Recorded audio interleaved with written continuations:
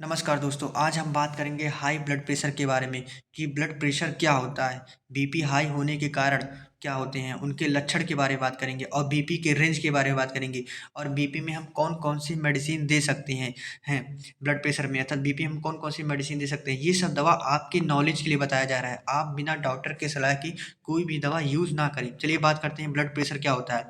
Blood pressure को हम hypertension कहते हैं अर्थात ब्लड प्रेशर का हाई होना हाइपरटेंशन कहलाता है। इसे हम क्या कहते हैं, जैसे एक condition in which the force of the blood against the artery walls is too high. ऐसी स्थिति में जिसमें खून जो होता है धमनी की दीवारों पर बहुत ज़्यादा दबाव डालने लगता है, उसी को हम हाइपरटेंशन कहते हैं।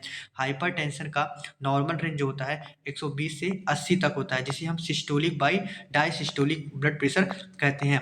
अब बात करते हैं हम ब्लड प्रेशर होने के कारण। ब्लड प्रेशर होने के बहुत से कारण, जैसे मतलब अधिक वजन होना, वेट ज़्यादा हो जाना, शराब मतलब अल्कोहल का ज़्यादा सेवन करने से, नमक का अधिक सेवन करने से ब्लड प्रेशर हाई हो जाता है। स्मोक, टेंशन, एंग्जाइटी, टेंशन ज़्यादा लेने पर ब्लड प्रेशर हाई हो जाता है।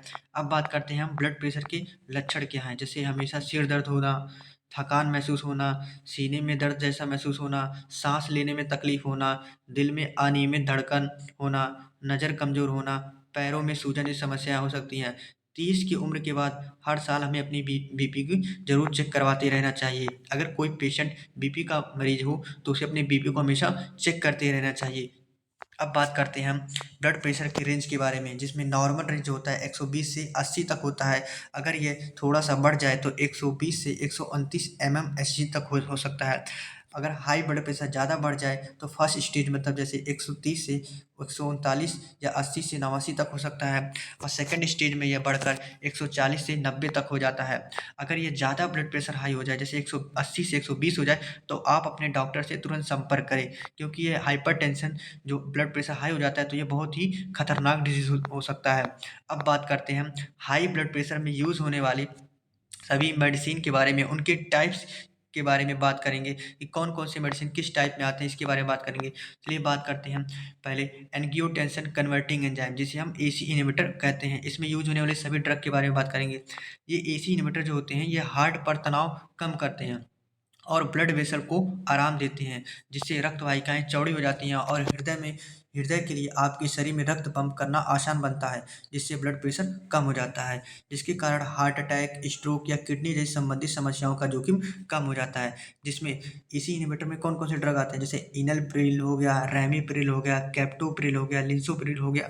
ये सब जो होते हैं एंजियोटेंसिन अर्थात एसी इन्हिबिटर के ड्रग होते हैं। अब बात करते हैं हम डायबिटीज ड्रग के यूज़ के बारे में।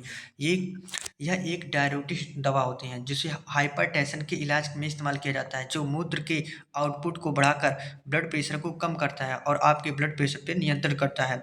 ये जो दवा होते हैं आपको हार्ट अटैक या किडनी जैसी समस्याओं से बचाते हैं, जिसमें हम इंडेपामाइड के बारे में बात करते हैं। ये मतलब डायरोक्सिन ड्रग होते हैं। हाइड्रोक्सीथायरॉइड टैबलेट जो होता है ये भी डायबिटीज ड्रग होते हैं। अब बात करते हैं हम लूप डायरोक्सिन ड्रग के यूज़ के बारे में।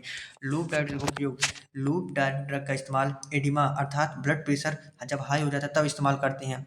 इसका इस्तेमाल हृदय, लीवर, किडनी या फेफड़े कोई बीमारी के होने में इसका इलाज किया जाता है। जो लूप डायरोक्सिन होते हैं वह पेशाब की मात्रा को बढ़ाकर सूजन कम कर देते हैं, जिससे शरीर में अतिरिक्त जल व कुछ निश्चित इलेक्ट्रोलाइट्स बाहर निकल जाते हैं। जैसे इसमें लूप डायरेक्टिस में आते हैं, जैसे टैबलेट फ्यूरिसामाइड टैबलेट आ गया, टोरिसामाइड टैबलेट आ गया। अब बात करते हैं हम बीटा ब्लॉकर्स में कौन-कौन से टैबलेट आते हैं, उनके यूज़ के बारे में। बीटा ब्लॉकर्स क्या होते हैं, चलिए इसके बारे में पहले जान लेते हैं। इसका यूज़ हम हाइपरटेंशन अर्थात हाई ब्लड प्रेशर में करते हैं। इसका एंजाइना मतलब हार्ट रिलेटेड चेस्ट पेन में करते हैं। एंजाइना मतलब होता है चेस्ट पेन और एरिथमिया, जिसमें हमारा जो हार्ट होता है इर्रेगुलर हार्ट बीट होने लगता है। इसमें हम प्रोपेनलोल टैबलेट का यूज़ कर सकते हैं, लेप्टोलोल टैबलेट का यूज़ कर सकते हैं, मेटोप्रोलोल टैबलेट का यूज़ कर सकते हैं, बिसोप्रोल हो गया, नोविडोल हो गया, एटनोलोल हो गया। जितने लोल सब मतलब लोल वर्ड आए वो सब बीटा ब्लॉकर चैनल के ड्रग होते हैं। अब बात करते हैं हम अब बात करते हैं हम कैल्शियम चैनल ब्लॉकर ड्रग के बारे में। इसमें कौन कौन से ड्रग आते हैं।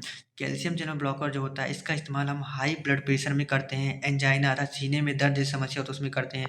कैल्शियम चैनल ब्लॉकर जो होता है रक्त वाहिकाओं को रिलैक्स करने में काम करता है, ताकि आपके शरीर में चारों ओर रक्त अधिक आसानी से बह सके।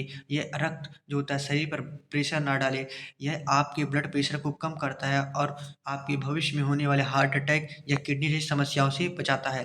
कैल्शियम चैनल ब्लॉकर में भी बहुत से टैबलेट आते हैं, जैसे फेलोडिपीन टैबलेट हो गया, एम्लोडिपीन हो गया, वेरापामिल हो गया, निफेडेफिन टैबलेट, ये सब कैल्शियम चैनल ब्लॉकर के टैबलेट होते हैं। आप इन सब दवा का उपयोग आप अपने डॉक्टर की सलाह पर ही यूज़ करें।